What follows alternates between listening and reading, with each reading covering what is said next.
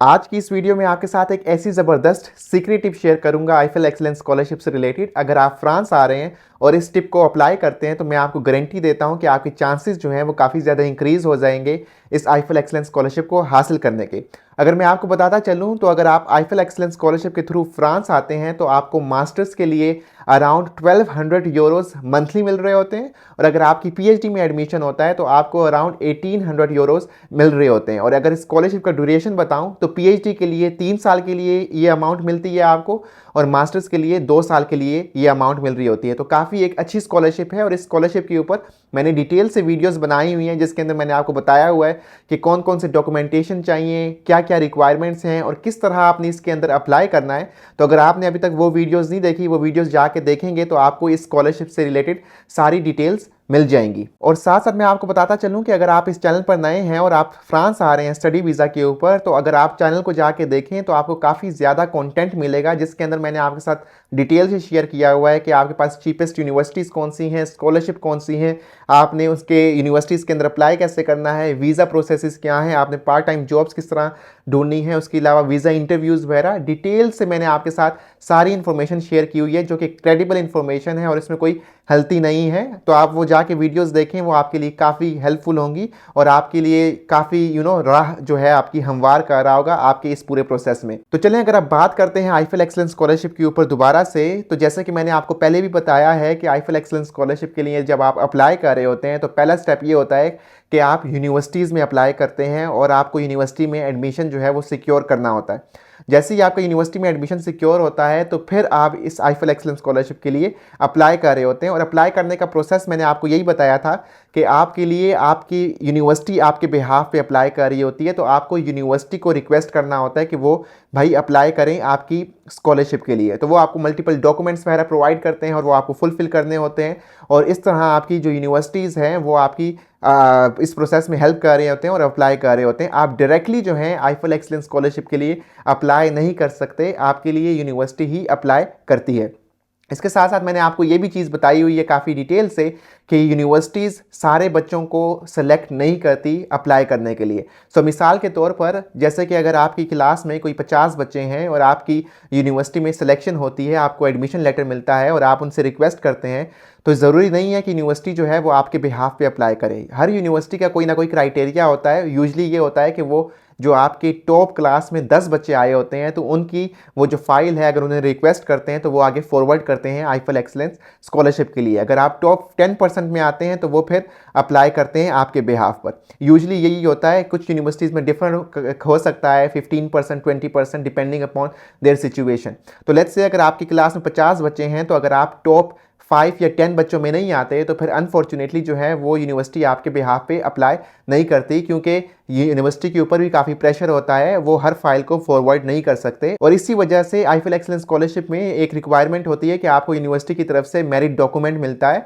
जैसे कि मैंने आपके साथ लास्ट वीडियोज़ में शेयर किया था। तो अगर आप टॉप मेरिट में नहीं आएंगे तो यूनिवर्सिटी आपकी फ़ाइल फॉरवर्ड नहीं करेगी, क्योंकि ये एक इनकी रिक्वायरमेंट होती है एप्लीकेशन सबमिट करवाने की। तो इसको मद्देनजर रखते हुए मैंने आपको लास्ट टाइम कुछ गाइड किया था और इसमें मैंने आपको काफ़ी डिटेल से चीज़ें बताई थी कि आपने यूनिवर्सिटी में कैसे अप्लाई करना है, लेकिन उसके अंदर मैंने कोई एक खास जो सीक्रेट टिप थी वो आपको उस वक्त नहीं बताई थी, जो कि आज मैं आपको बता रहा हूँ। तो आपको ये तो मालूम है कि आपकी यूनिवर्सिटी में टॉप रैंकिंग तभी बनेगी जब आपकी सारी एप्लीकेशन जो है, आपकी जो सारे डॉक्यूमेंट्स हैं वो अच्छे बने हों, और उसी वजह से अगर आपके अच्छे होंगे तो आपका मेरिट बनेगा और आपकी फाइल जो है वो फॉरवर्ड होगी। तो एक तरीका तो ये था जो कि मैंने आपके साथ ऑलरेडी डिस्कस किया हुआ था अपनी पिछली वीडियोस में, और वो मैंने आपको काफ़ी डिटेल से इसके ऊपर बात की थी। तो अगर आपने वो वीडियो नहीं देखी हुई तो मैं आपको दोबारा रिकमेंड करूँगा कि वो वीडियोज़ जाके देखें, वो आपके लिए काफ़ी हेल्पफुल होंगी। लेकिन अब बात करते हैं कि भाई आप अगर लेट्स से आपका एक पोटेंशियल है, आपने प्रोफाइल के ऊपर काम भी कर लिया, आपका जीपीए भी थोड़ा तकरीबन 3.3 3.5 है या फिर 3 है, वो ज़्यादा इंप्रूव तो नहीं हो सकता। अब क्या इसके अलावा आप कर सकते हैं कि भाई आपके चांसेस मज़ीद बढ़ें? तो उसके लिए सिंपल कुछ क्राइटेरियाज़ हैं, कुछ तरीके हैं जो कि आपको कोई प्रो ही बता सकता है जिसको पूरा पता हो इन एंड आउट्स का कि ये चीज़ें किस तरह काम करती हैं। तो उस हिसाब से मैं अब आपको ये एक टिप दे रहा हूँ जो सीक्रेट टिप है। अगर इसको आप अप्लाई करेंगे तो डेफिनेटली आपकी काफ़ी हेल्प होगी, इवन आपकी प्रोफाइल अगर वीक भी है। तो जैसे कि आपको मालूम है कि आईफेल एक्सीलेंस स्कॉलरशिप के लिए आप प्राइवेट और पब्लिक यूनिवर्सिटीज़ दोनों में अप्लाई कर सकते हैं, और उसमें आपका सिर्फ एक रिक्वायरमेंट होती है कि जो आपकी यूनिवर्सिटी है, जिस प्रोग्राम में आप इनरोल्ड हैं, वो एग्रीगेटेड हो हायर एजुकेशन से, आरएनसीपी वगैरह से, और फ्रेंच की हायर इंस्टीट्यूशंस वगैरह से। कोई ऐसा ना हो कि कोई फारिग सा प्रोग्राम और उसके अंदर आपने अप्लाई किया हो, या फिर ऐसी फारिग सी यूनिवर्सिटी हो। तो अगर आपकी कोई भी यूनिवर्सिटी होगी, चाहे वो पब्लिक हो चाहे वो प्राइवेट हो, किसी भी लिहाज से आप उस प्रोग्राम में इनरोल होते हैं तो आप एलिजिबल होते हैं आईफेल एक्सीलेंस स्कॉलरशिप के लिए अप्लाई करने के लिए। तो इसका मतलब ये है कि भाई अगर आपकी यूनिवर्सिटी जो है पब्लिक हो प्राइवेट हो, इट डजेंट मैटर, लेकिन आपको मालूम है कि पब्लिक में कुछ ऐसी यूनिवर्सिटीज़ होती हैं जिनकी जो मेरिट होता है, जिसमें कंपटीशन होता है, वो बहुत ज़्यादा होता है। तो जैसे अगर मैं आपको बताऊं, $250 वाली जो यूनिवर्सिटीज़ हैं, जो कि मैंने आपके साथ अपने चैनल के ऊपर शेयर की हुई हैं, जिसमें आप पूरे साल पढ़कर सिर्फ €250 फीस देते हो, जिसमें मेजॉरिटी ऑफ द लोग अप्लाई कर रहे होते हैं। तो अब आपको मालूम होना चाहिए कि जब आप इस तरह की यूनिवर्सिटीज़ में अप्लाई करते हैं तो क्या होता है। होता ये है कि इन यूनिवर्सिटीज़ में ऑलरेडी काफ़ी लोगों ने अप्लाई किया होता है, और इस यूनिवर्सिटीज़ में काफ़ी अच्छी अच्छी प्रोफाइल्स होती हैं, ठीक है। तो इस तरह की यूनिवर्सिटीज़ में जब आप अप्लाई करते हैं तो मसला ये होता है कि आपका जो मेरिट है, इवन कि अगर आपका एडमिशन हो भी जाए, तो आपका जो मेरिट है उसके जो हायर होने के चांसेस काफ़ी कम होते हैं, क्योंकि आपसे पहले भी काफ़ी अच्छे लोग जो हैं वो काफ़ी अच्छी प्रोफाइल के साथ अप्लाई किए होते हैं। सो इस वजह से फिर आपके जो चांसेस होते हैं वो रिड्यूस हो जाते हैं आईफेल एक्सीलेंस स्कॉलरशिप के लिए अप्लाई करने के लिए, क्योंकि यूनिवर्सिटी जो है आपको प्रेफर नहीं करेगी, आपसे बेहतर प्रोफाइल्स वाले लोग मौजूद हैं।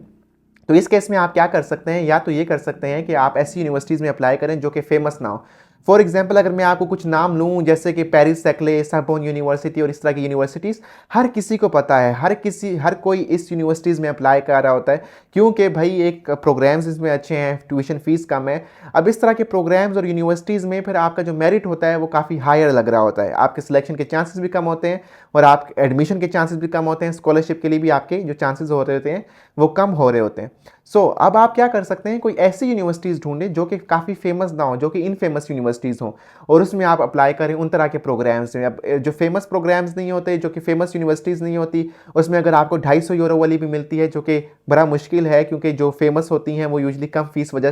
की वजह से फेमस हो रही होती हैं। 250 वाली अगर आपको मिलती है कोई ऐसी यूनिवर्सिटी जिसका बारे में कोई जानता नहीं है, पब्लिक यूनिवर्सिटी है, तो आप उसके अंदर अप्लाई कर सकते हैं। या फिर ऐसी पब्लिक यूनिवर्सिटीज़ जिनकी फ़ीस जो है वो 4 से 5 हज़ार यूरोज़ है, और उसके अंदर अप्लाई कर सकते हैं, क्योंकि आपके पास उनमें ऑप्शंस काफ़ी ज़्यादा मिलेंगे, क्योंकि काफ़ी लोग उसमें इतने ज़्यादा अप्लाई नहीं कर रहे होते। और उसमें अगर आपकी फ़ीस 4-5 हज़ार यूरोज़ भी है तो इतना बड़ा कोई इशू नहीं है, क्योंकि आपके पास स्कॉलरशिप इतनी होती है कि आप जो है ईयरली अपनी जो फ़ीस है वो पे कर सकते हैं, और उसमें आप अपने लिविंग एक्सपेंसेस को भी कवर कर सकते हैं। तो ये अगर आप सोचा जाए तो ये भी एक अच्छी फिजिबिलिटी है, अगर आप करें इसके ऊपर काम, और ऐसी यूनिवर्सिटीज़ ढूंढें अपने प्रोग्राम से रिलेटेड जो कि इतनी फेमस ना हो, जिसके बारे में लोग कम जानते हों, और उनके अंदर अप्लाई करेंगे तो आपकी जो रैंकिंग है वो बेहतर बनेगी। और रैंकिंग जब आपकी क्लास में बेहतर बनेगी, बिकॉज कंपटीशन कम है, तो भाई आपकी जो प्रोफाइल है वो फॉरवर्ड करने के चांसेस भी ज़्यादा होते हैं। इसके साथ साथ अगर आप देखें प्राइवेट इंस्टीट्यूशन, अगर आप मुझसे कहें कि यार हम प्राइवेट में भी अप्लाई कर सकते हैं, फॉर श्योर आप प्राइवेट में कर सकते हैं, और मे बी वहाँ पे जो रैंकिंग होगी वो शायद आपकी ज़्यादा बेहतर बने, क्योंकि प्राइवेट में इतना ज़्यादा कोई कंपटीशन नहीं होता, प्राइवेट में आपका एडमिशन हो जाता है। बट आपको मालूम होना चाहिए कि प्राइवेट में जो आपकी स्कॉलरशिप होती है, जो आपकी फ़ीस होती है वो ज़्यादा होती है, और आपकी स्कॉलरशिप जो होती है वो शायद उसको इतनी ज़्यादा कवर ना कर पाएँ, क्योंकि आपकी जो फ़ीस है प्लस आपकी लिविंग एक्सपेंसेस हैं वो काफ़ी ज़्यादा बन जाएंगे। तो मैंने जैसे आपको पहले बताया हुआ है कि आईफेल एक्सीलेंस स्कॉलरशिप के थ्रू आपको वो पैसे देते हैं, लेकिन वो आपकी ट्यूशन फ़ी को कवर नहीं करते, ट्यूशन फ़ी आपको खुद ही पे करनी होती है। तो लेट्स से अगर आपकी प्राइवेट इंस्टीट्यूशन है जिसकी फ़ीस जो प्रोग्राम की वो 8 से 10 हज़ार यूरो है, तो लेट्स से अगर आपका मास्टर्स में इनरोल होते हैं और आपको 1200 यूरो मिल रहे हैं, तो देखें साल की जो आपके बनते हैं तकरीबन ये आपके जो हैं 13-14 हज़ार यूरो बनते हैं, और आपकी अगर फ़ीस है 8 से 10 हज़ार यूरो, तो अगर आप वो पे करते हैं तो उसके बाद आपके पास इतने पैसे नहीं होंगे कि भाई आप अपनी लिविंग कॉस्ट को जो है वो अफोर्ड कर सकें। तो वो आपके लिए काफ़ी ज़्यादा प्रॉब्लमेटिक होगा। और जैसे कि ट्यूशन फ़ी अगर आप पब्लिक की देखी जाए तो उसमें अगर 4 हज़ार में भी करते हैं, तो अगर आप 13-14 हज़ार में 4 हज़ार दे भी दें तो इतना बड़ा इशू नहीं होगा आपको आपकी लिविंग एक्सपेंसेस को हैंडल करने के लिए। सो ये थी वो टिप जो कि मैं आपके साथ आज शेयर करना चाह रहा था, क्योंकि किसी को नहीं पता। आई गारंटी यू, अगर आप यूट्यूब पे जाके देखें, कोई आपको इतना डिटेल से इन स्कॉलरशिप्स वगैरह के बारे में और इन प्रोसीजर के बारे में गाइड नहीं कर पाएगा, क्योंकि उनको एक्सपीरियंस नहीं है। और अगर आप देखें मेरे चैनल पे भी, तो सबसे पहले वीडियोस जो हैं फ्रांस से रिलेटेड मैंने ही स्टार्ट की थी। और हर कोई जो यूट्यूबर आजकल बना हुआ है, वो सारे जो कंसल्टेंट्स हैं वो मेरे ही कंटेंट को कॉपी कर रहे हैं। अगर आप जाके देखें टाइमलाइन को वीडियोस की, तो हर जगह मेंशन होती है। सो ये जो टिप है, आई एम श्योर कि कोई ना कोई इसको भी कॉपी करेगा। तो जब कॉपी करेगा तो ये फिर टिप एनी मोर काम नहीं करेगी। तो जब तक कोई कॉपी नहीं करता और लोगों को इतने बारे में, इसके बारे में इतना पता नहीं है, तो भाई आप इस इनटेक में ज़रूर अप्लाई करें इस टेक्निक के साथ। एंड आई एम श्योर कि ये आपके लिए काफ़ी हेल्पफुल होगा और आपकी जो चांसेस हैं वो इंक्रीज़ करेगा स्कॉलरशिप को हासिल करने के लिए भी, और यूनिवर्सिटी की आपको सेलेक्ट करने के लिए भी, आपकी प्रोफाइल को। सो या this is all. I hope कि आपको ये वीडियो पसंद आई होगी और आप इस वीडियो को अप्रिशिएट करेंगे, कमेंट करें, वीडियो को अपने दोस्तों के साथ शेयर करें। और जो भी अगर आपका कोई क्वेश्चन है तो कमेंट कर सकते हैं, या मैं रिप्लाई कर दूंगा या कोई और कर देगा जिसको वो उसका आंसर पता हो। सो इंशाल्लाह मेरी मुलाकात होगी आपके साथ दोबारा किसी नई वीडियो में। तब तक अपना ख्याल रखिए। टेक केयर, अल्लाह हाफिज़ and have a nice day.